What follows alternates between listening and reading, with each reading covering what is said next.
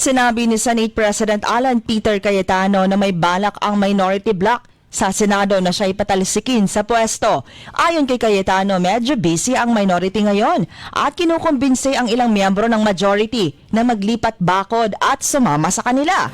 Expected na daw yan ayon sa kanya. Katunayan, ang pagkumbinse sa ilang kasamahan niya sa majority ay may kasamang pananakot at panunuhol ng milyong-milyong halaga. Nakikita ni Cayetano na posibleng nasa likod nito ang Malacanang.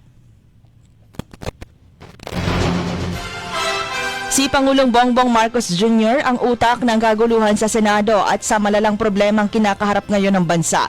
Sinabi ito ni Vice President Sara Duterte. Aniya, determinado si PBBM na makuha si Senator Bato at all cost. Kahit may mamatay, matupad lang ang balak niyang ipadala sa The Hague sa Senator Bato tulad ng ginawa kay dating Pangulong Duterte. Isa ito sa mga estratehiya ng Malacanang na siya'y mapatalsik at magkaroon ng Constituent Assembly para baguhin ang Constitution at manatili siya sa pwesto. Samantala, nais ni Senator Bato de la Rosa na sa PNP magpa-custody sa halip na sa Senado. Feeling niya ay mas safe siya sa kamay ng PNP kaysa sa kamay ng NBI.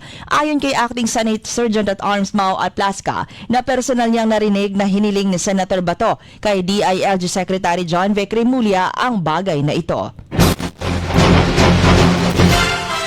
Naitala ang lowest record ng piso laban sa dolyar dahil sa tumitinding political uncertainty sa bansa at pangamba sa posibleng matagal na sigalot sa Middle East.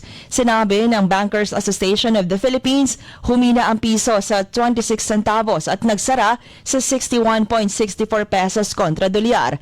Mas mababa ito sa dating all-time closing low na 61.567 pesos noong April 29, 2026.